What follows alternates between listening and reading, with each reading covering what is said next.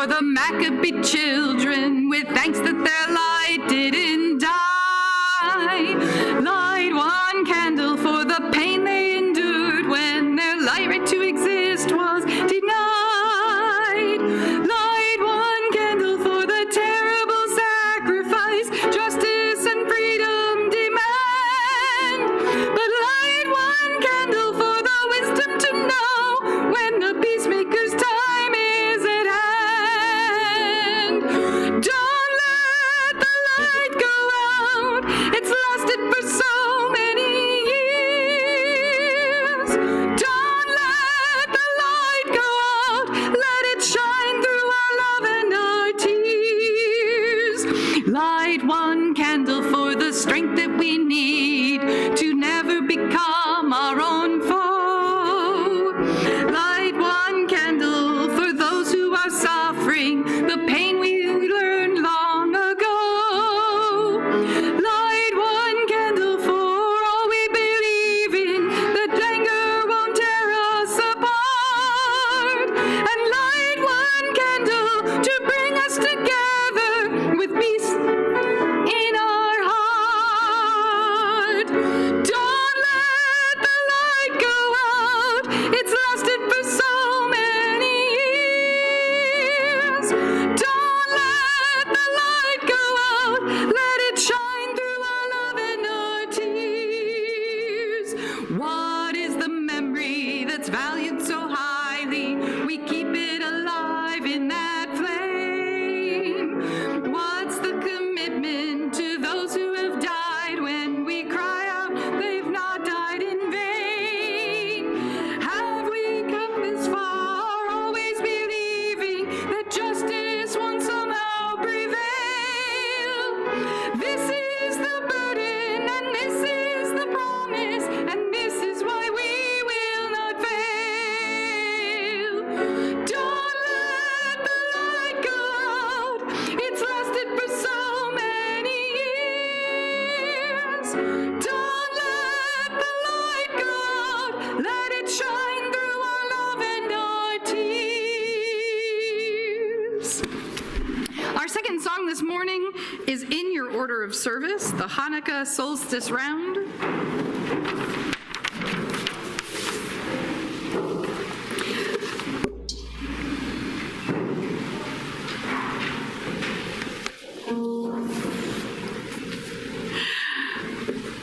I'm going to sing it for you once so you can hear it. It's a little bit different. There's a couple of fun leaps in it that if we need to, we'll practice.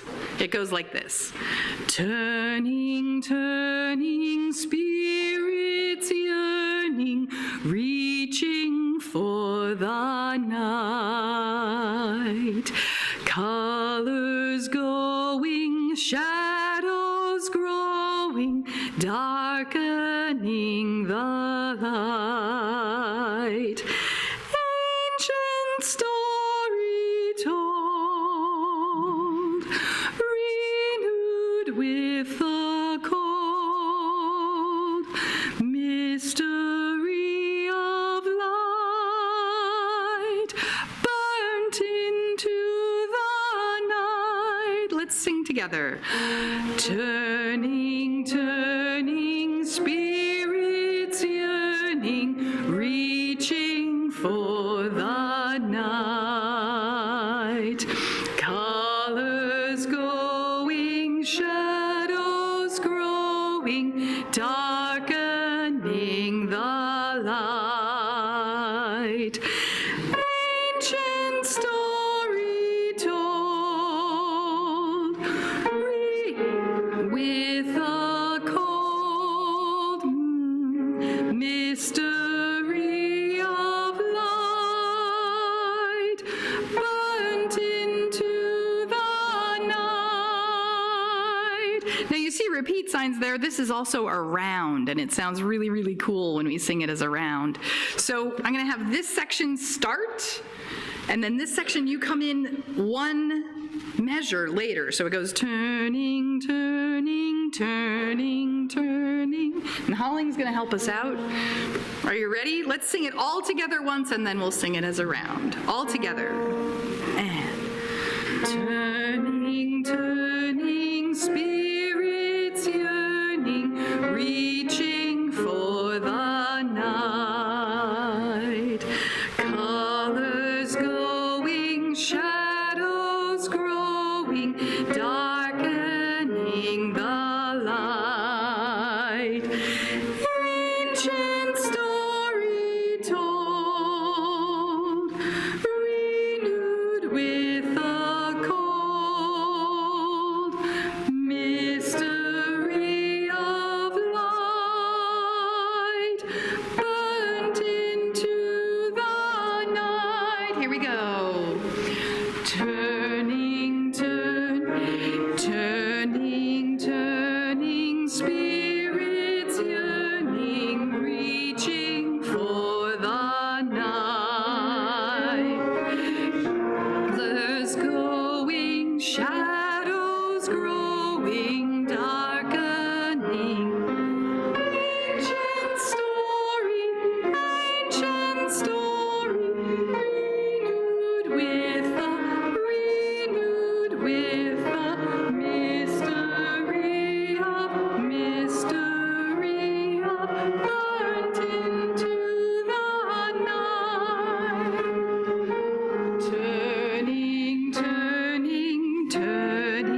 Turning, spirits yearning, reaching for colors growing, shadows growing, darkening. Ancient story, renewed with a mystery of light, burnt into the night.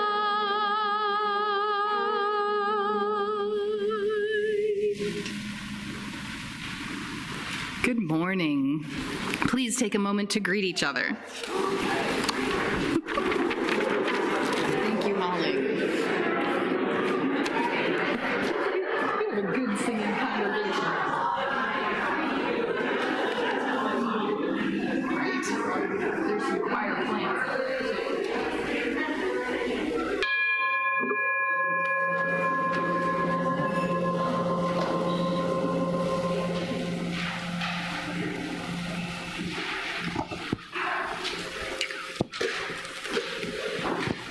In the presence of this spark, we are committed to light the fire of passion, of life, of holy work, to journey towards truth on sacred ground.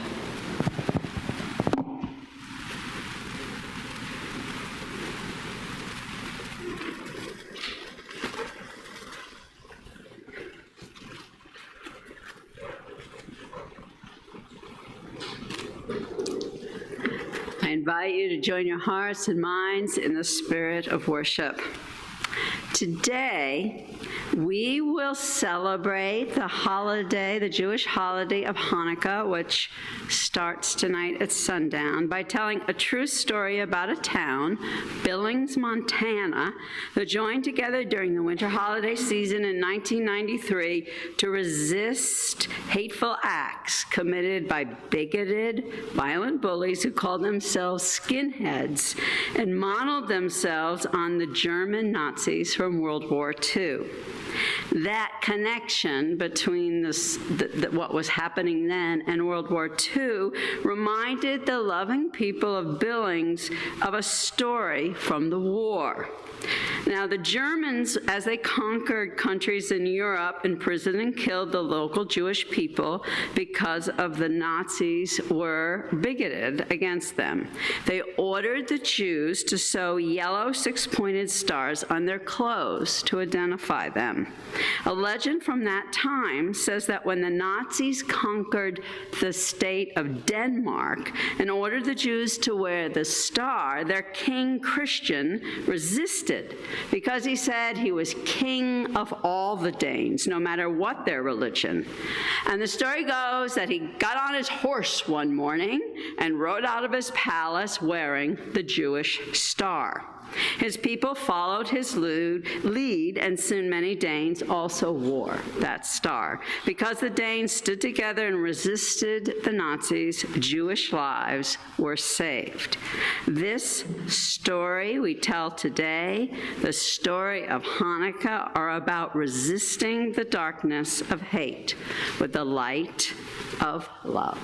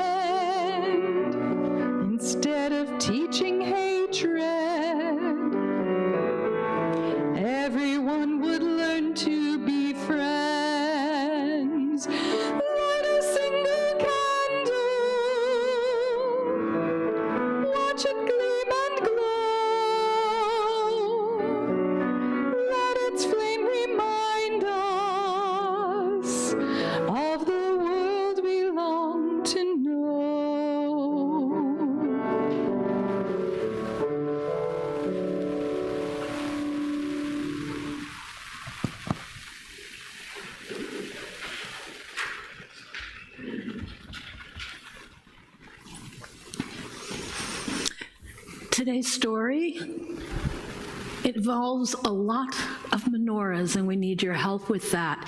You may have noticed in every pew there are menorah coloring pages and crayons, and you are invited to color them in if you wish at any point during the service.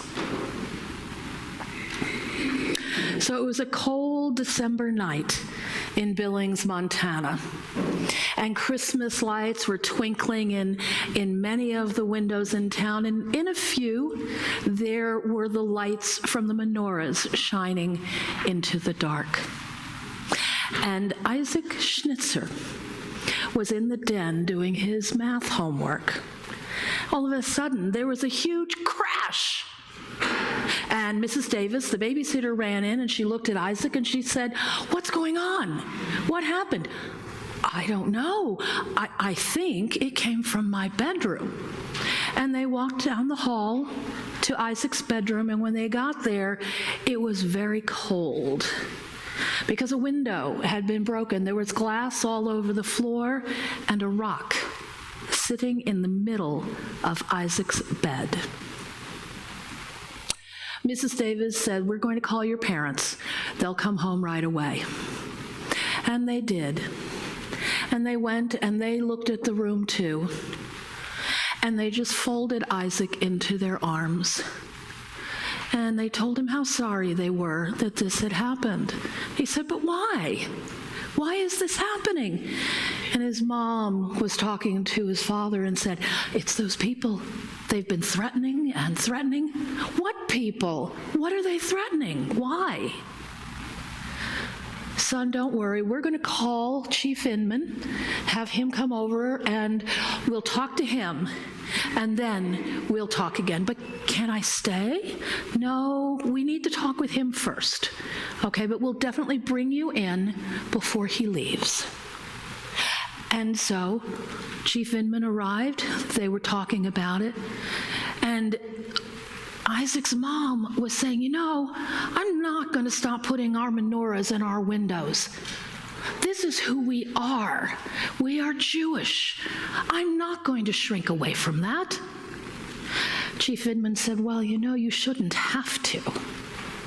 But it might be safer if you took them down. It's up to you, of course. I just can't believe this, just because we're Jewish. Well, by this time, Isaac had been back in the den trying to do his math homework. But like most children, he had to know what was going on, and he had snuck back down the hall and he was listening. And when he heard his mother say that, he burst in and he said, this happened just because we're Jewish? But why? And they tried to explain to him. Chief Inman said there were a lot of things happening, that some Native Americans in town had been threatened, that there had been graffiti put on African American churches, that many people had been having this experience, and that they were trying to do something about it. Well, Isaac didn't know what to do. He did know that he really did not want to go back to his bedroom that night. He didn't even know if he would ever want to put that menorah back in the window. And so he slept in his parents' room that night. And they waited for the next day to see what would come next.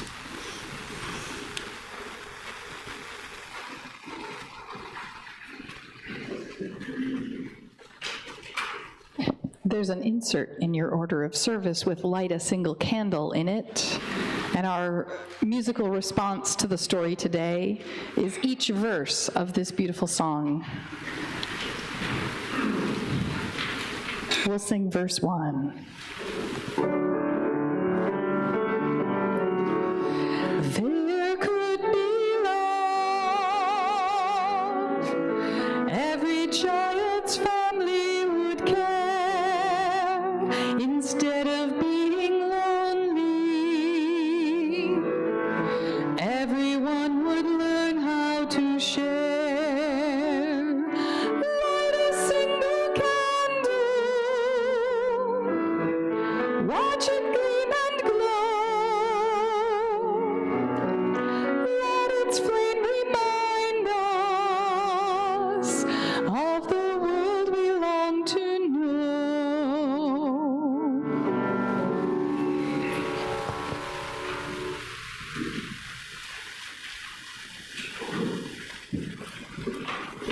Good morning. My name is Sparrow. I am a member of the youth group, and it is my pleasure to welcome you here in the sanctuary and those joining us online to worship this morning.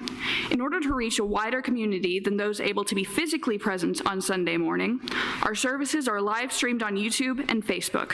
Joys and concerns are not live streamed or recorded.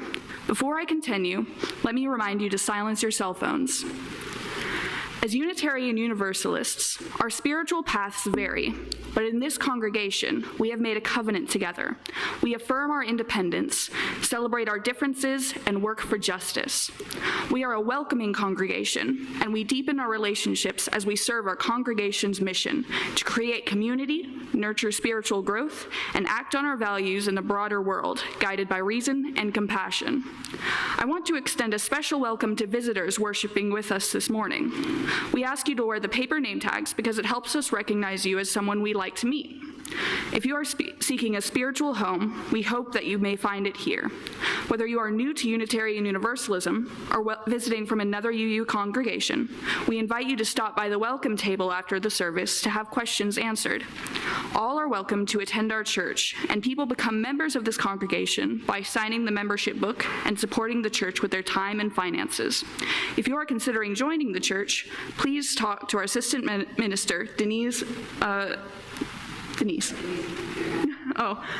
Gail instead. Following the service, we hope everybody will enjoy coffee and fellowship in the social hall, where you will also find information about current opportunities for engagement and reflection. There are many announcements in the weekly bulletin, which I hope you will take home and read. Thank you.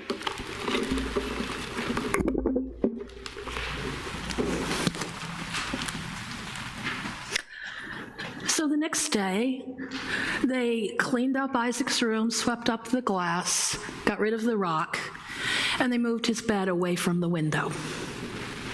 And Isaac stood there holding his menorah. And his mom said, "You can put it back in your window or not. It's okay. It's up to you. You can take some time to think about this. Don't worry." And then later that night, Chief Inman and a woman named Marguerite McDonald, they called a town meeting. And they were talking about what to do. And they knew that this wasn't right, that they had to stick together. And Teresa, one of Isaac's classmates, said, it's not fair. I don't think I would be very happy if people threw rocks in my window because of my Christmas lights. And they said, we've got to figure out what to do. And Margaret McDonald said, this reminds me of a time when I was a child, and my parents told me the story about how the people in Denmark responded to the Nazis coming in. And she explained that story to them, just as Gail did to us earlier. And so they said, maybe what we should do is everyone put up menorahs. Everyone. Stick together. Act together. And so they talked about that. And that night, many families gathered and talked. And then the next day in school, Isaac's teacher asked him to explain to the class about the menorah and Hanukkah. And he told them how the story of Hanukkah was from long, long, long ago, before the stories of Jesus started, and about a king in Syria who decided that he wanted everyone to worship the same way he did. He wanted everyone to celebrate and pray and honor holidays the same way he did.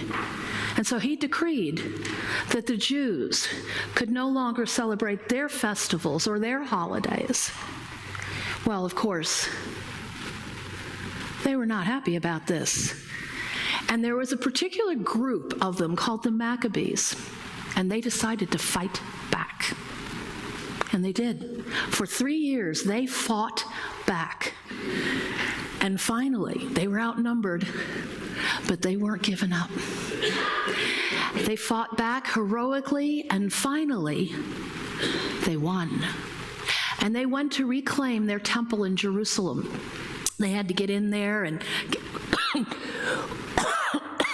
excuse me. They had to get in there and clean things up and get rid of the idols from other faiths that had been put in there. And then they were going to light the light at the altar. And they realized they only had oil enough for 1 day. But you know what? They had faith. They went ahead, they lit it. And it turns out that 1 day's worth of oil lasted 8 days. And so today, Jews will light a menorah through the 8 days of Hanukkah that celebrate this miracle. And it is considered a mitzvah, or a good deed, to publicize that miracle and to put your menorah in a public place, such as a window, just as Isaac had in his bedroom. And families light the menorah every night of Hanukkah. And it's kind of nice to do it with other people. Carmen, would you be my other people and help me do this?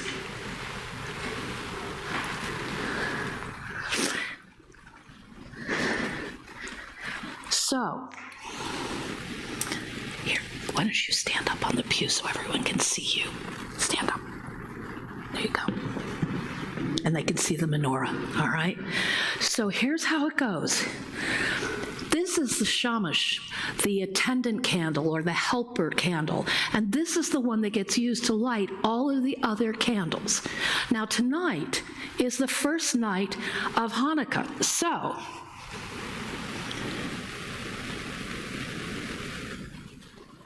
I happen to know that Carmen is a very experienced candle lighter. So tonight, they will light the first candle. So go ahead and light that. There you go. Perfect. I told you. Okay. Now, in Isaac's case, it was the third night of Hanukkah, so they would have had 3 candles to light. I'm going to blow this one out, excuse me.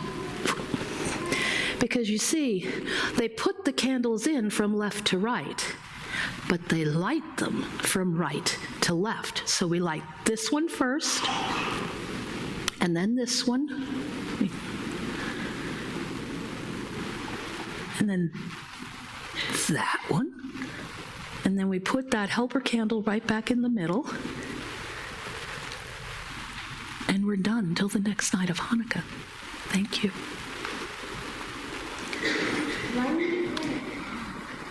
Oh, well, you'll have to fix that. Carmen, you'll have to fix that. Thank you.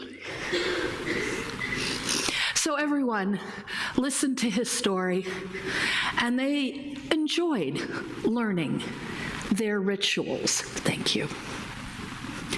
They enjoyed learning their rituals. And Teresa went home that night, Isaac's friend, and she said to her mother, I want to put a menorah in the window for Isaac.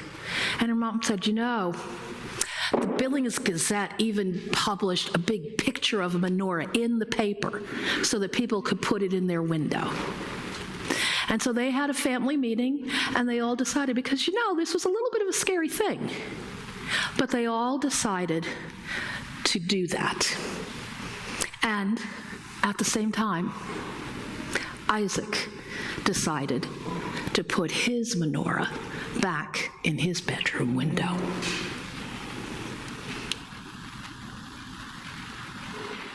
Let's sing another verse together. There could be joy. There could be joy. Everyone would know they're worthwhile instead of being worried. Everyone would learn how to smile.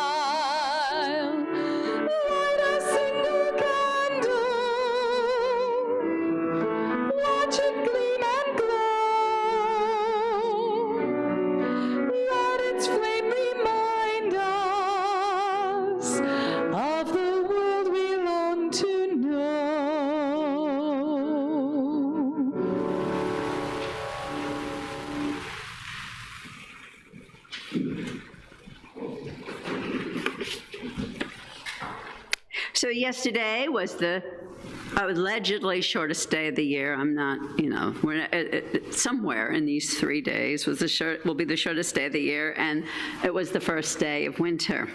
It is a season of holidays and holy days celebrated by lighting candles in the dark.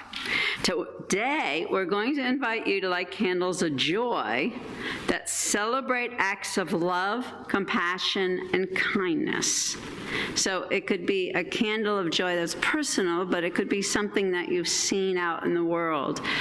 Any act that you have seen of love or compassion or kindness, as well as candles of concern about acts of hatred and violence. So anything that you've seen that a bully did, or someone who was being really mean to someone, or a more public act. Now we'll spend a few minutes of silent reflection on the ways you have seen love and hate enacted in your lives recently, and you may want to write them down on the yellow joys and concerns slip in the pew. Then we'll invite you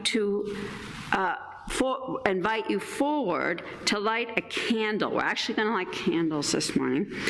And if you have a piece of paper you've written on, please give it to me. Now, we're not going to read them like normal joys and concerns, so you don't need to put your name on them. I'm going to use them in a pastoral prayer. I'm going to incorporate them in the prayer.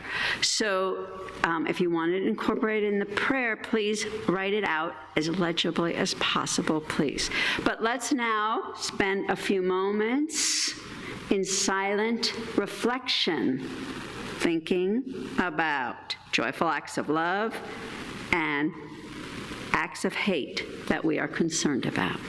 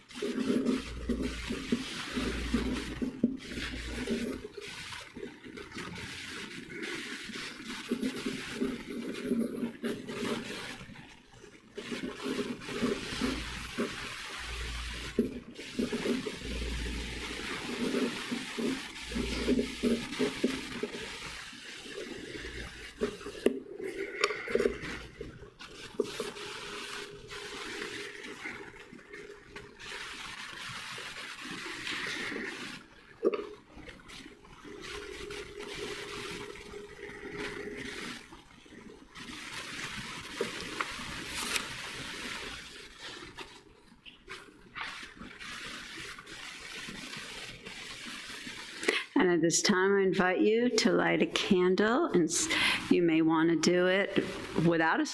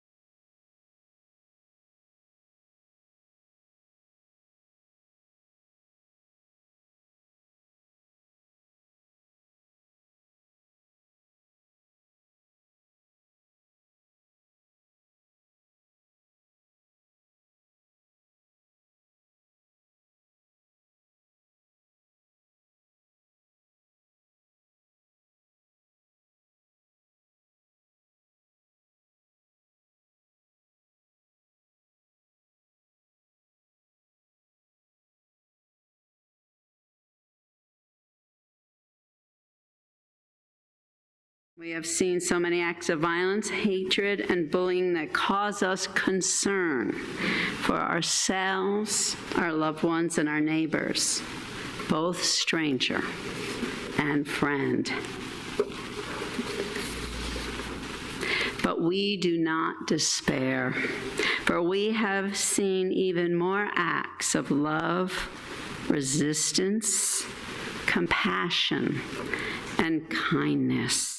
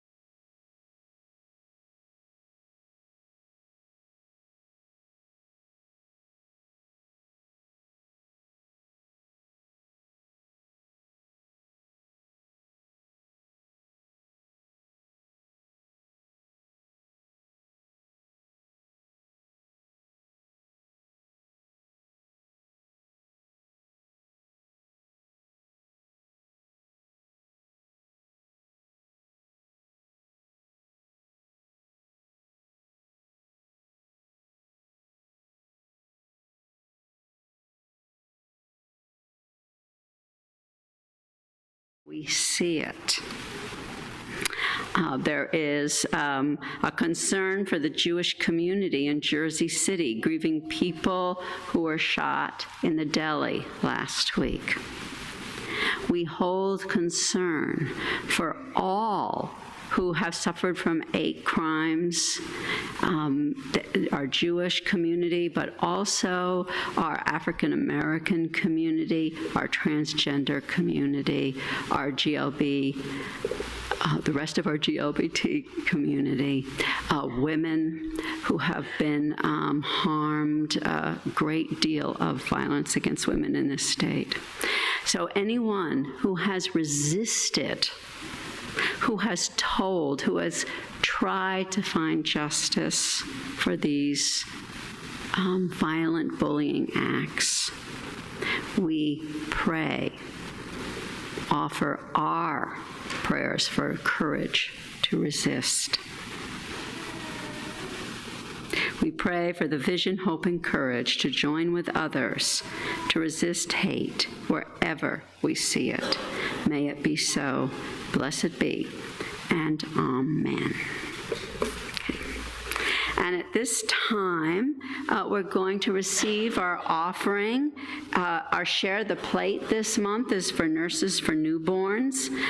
If you would like to give electronically, there's some directions in the order of service cover, or there are instructions at firstuu.org.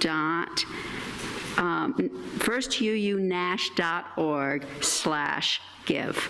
And I just want to thank you so much for your ongoing generosity, your presence here today, all the ways that you offer love and resist hate.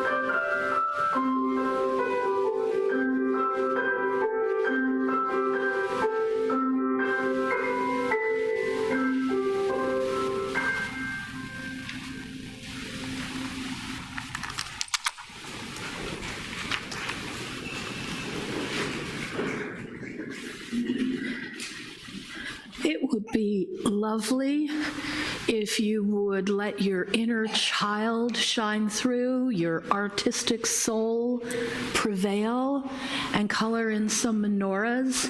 We're going to need them in a little while. So, the next day, when Isaac got home from school, his mother said, "Don't take your coat off. We're going to take a drive." And so they got in the car, and they started driving. And Isaac looked. On every single street, there were pictures of menorahs in the windows of at least a few of the houses. Every single street. And Isaac sat there for a bit, silent, thinking. And he said, "Mom, you know last year when I wanted to take my Hanukkah presents in to show everyone?" "I do." "Well, I did show them, but, well, everyone else celebrates Christmas. And I didn't want to be different. I wanted to be like everyone else. So, well, I sort of told them that they were Christmas presents. But, Mom, not this year. This year, when I take in my Hanukkah presents, I'm going to tell them that. I'm going to tell them that I got these for Hanukkah. And his mom said quietly, "I'm glad, Isaac." And then all of a sudden Isaac shouted, "Mom, stop!" "What?" She slammed on the brakes. Right in front of them was a house with a big picture window and a big menorah, a drawing of a big menorah in it. And it said, "For our friend Isaac, with love from Teresa and the Hanley family." And underneath that was a picture of a menorah and a picture of a cross. Well, Isaac's mom turned to him, and he could see that she had tears in her eyes. And so they drove home, looking again at all of the menorahs everywhere. And Isaac made a decision. And when he got home, he invited his friend, Teresa, and her siblings over. And they put up some more decorations.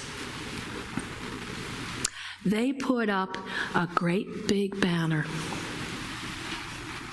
And Isaac's mother came out to look at it. And she said, "You know, hate can be very, very loud and noisy. Love and courage are quieter, but they are stronger." And they looked at that banner together. And it said, "Happy Hanukkah to all of Billings. Love, Isaac."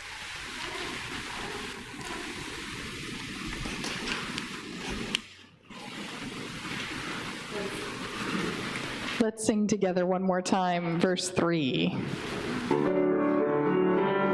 There could be peace. There could be peace. War and conflict? War and conflict would end. Instead of teaching hatred, everyone would learn to be friends. Light a single candle, watch it gleam and glow. Let its flame remind us of the world we long to know.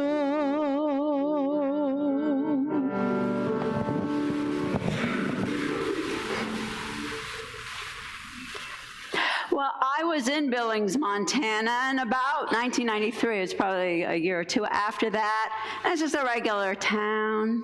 It's not anything special. When I was there, it was kind of dreary. It was in the winter. It was, well, let's see. It was in the spring, and it was still pretty dreary. The snow was starting to melt. And I had lived in the upper Midwest for some time, and I knew there was a lot of prejudice against Jewish people up there. I met people who still truly were brought up believing that Jewish people, they were told, had horns growing out of their head because they were the devil. And so there were a lot of institutions that were still totally separate, Jewish institutions, because it was the only way they could have hospitals and schools. And that was just starting to change in 1993.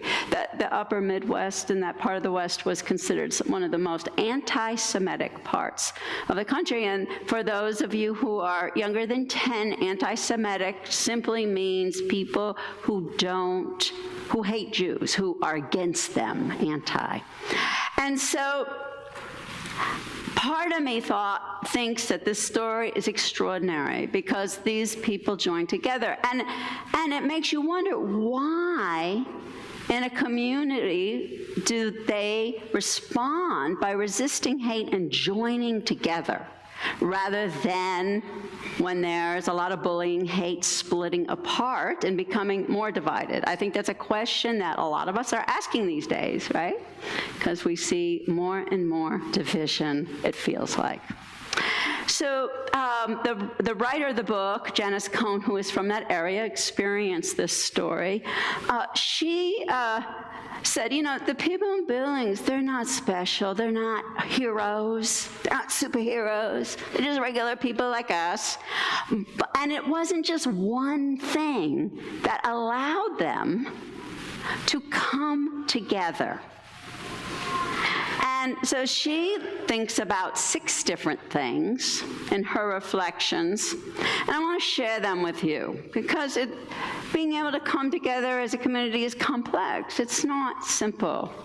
Well, the first thing was the family that was at the center of this story. Many families, when they experience a hate crime, many groups of people, a congregation or a community, feel like they've lost their voice. They do not speak up.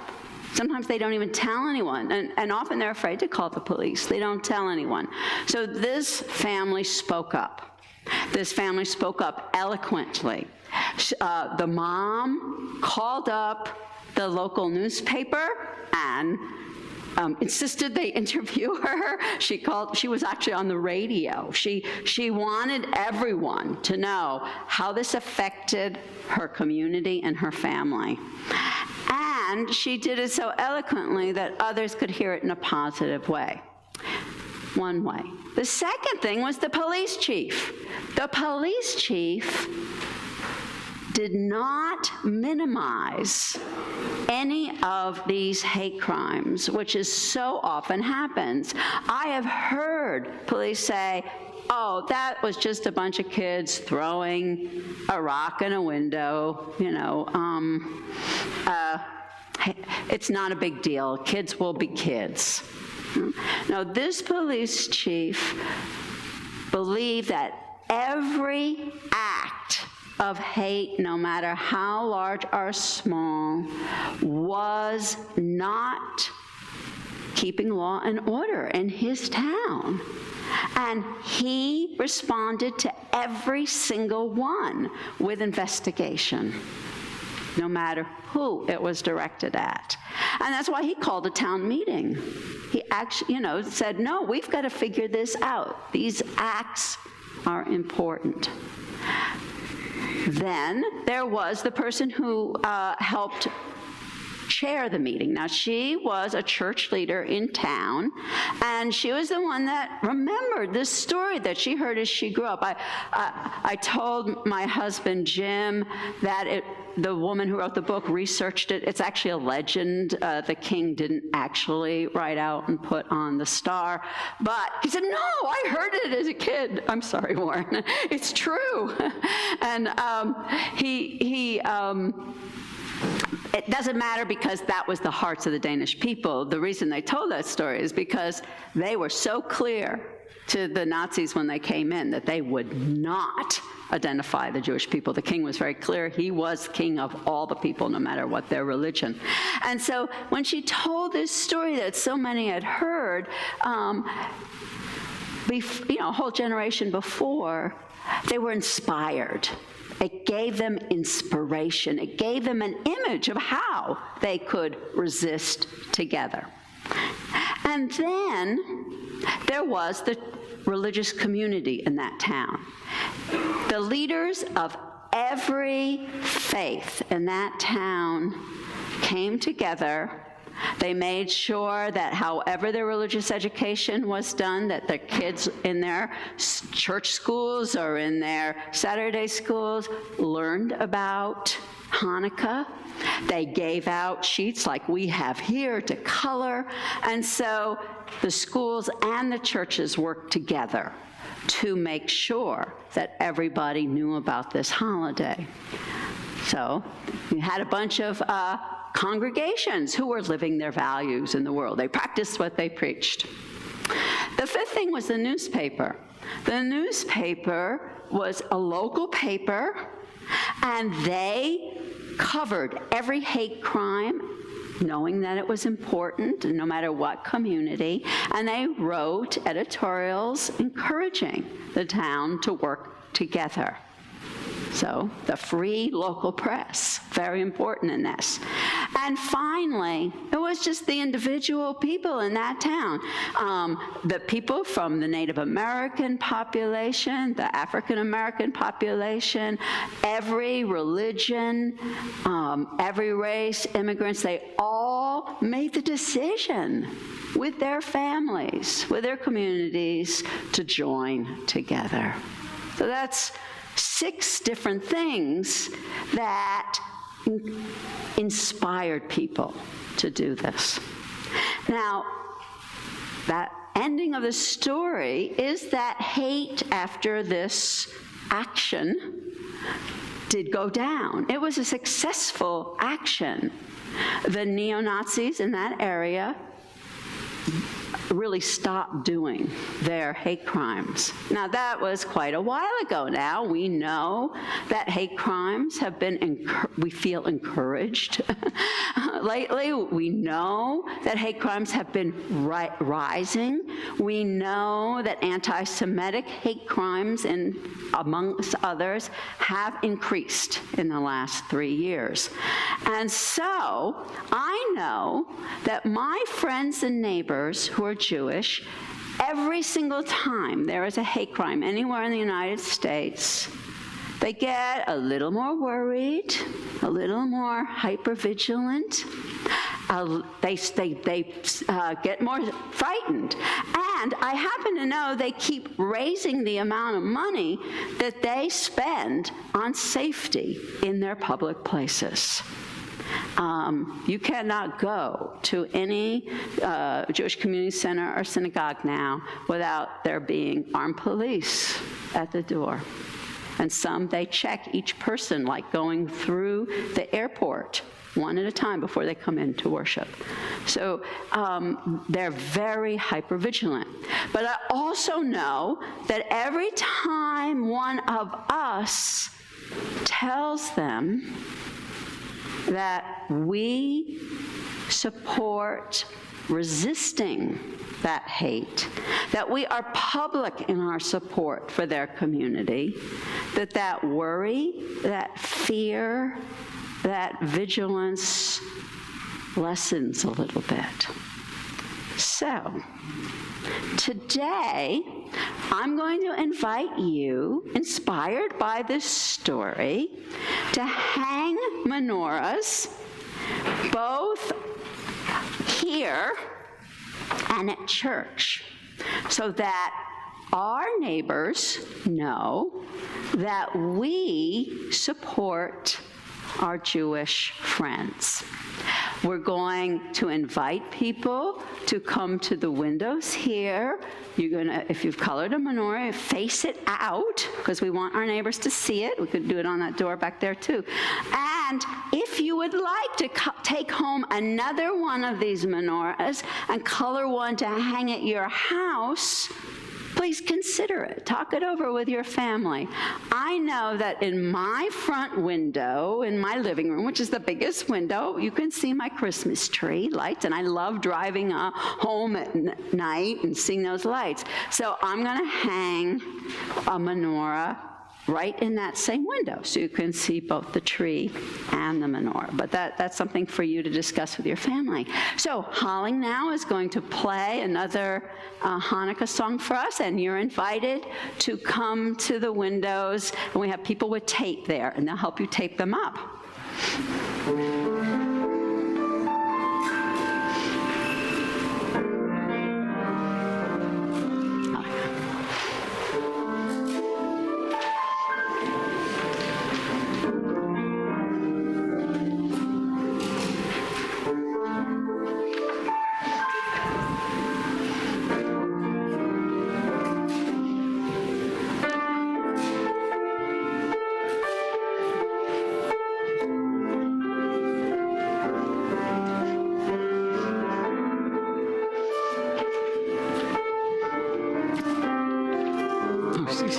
Go ahead, Chris.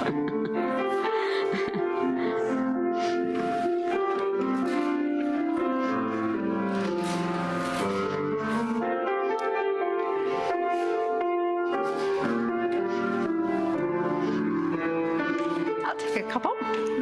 Take a couple pieces. Thank you. Right this way, right?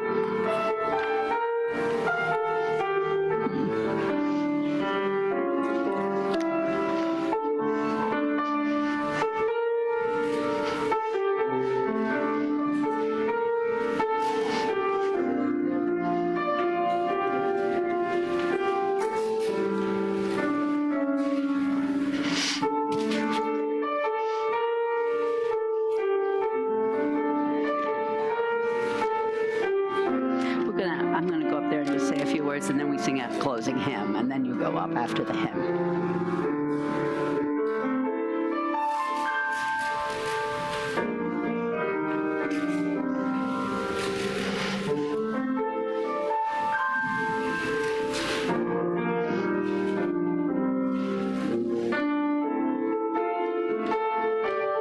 Looks like we're almost done here.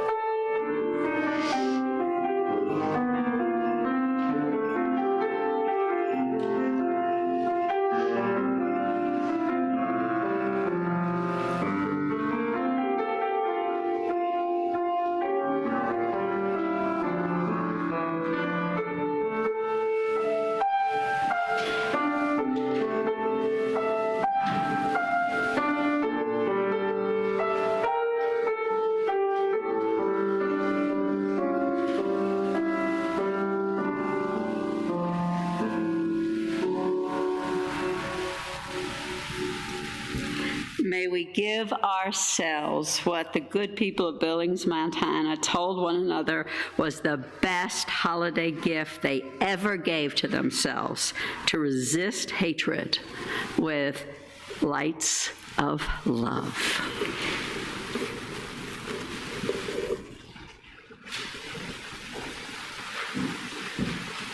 Please rise in body or in spirit as you're so moved and join in singing our closing hymn, Make Channels for the Streams of Love, number 299, hymn number 299.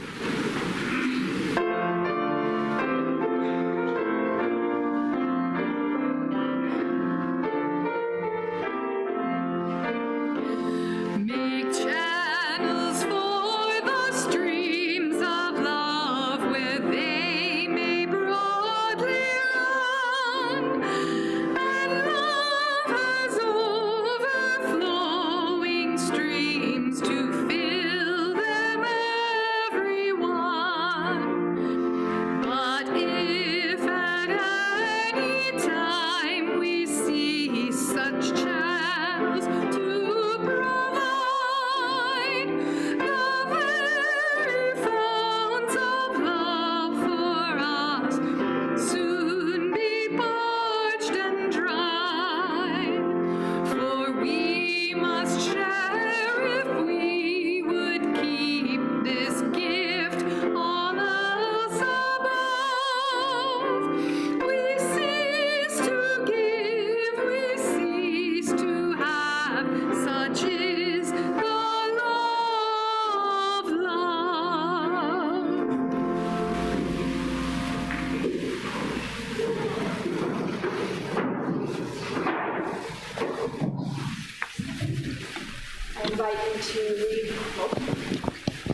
I invite you to read the chalice extinguishing thing at the bottom of your order of service.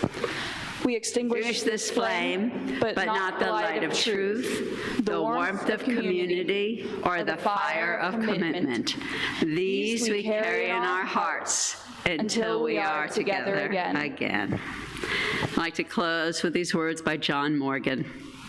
In the end, it won't matter how much we have, but how generously we have given. It won't matter how much we know, but rather how well we live. And it won't matter how much we believe, but how deeply we love. Their service is over. Let our service begin again, renewed.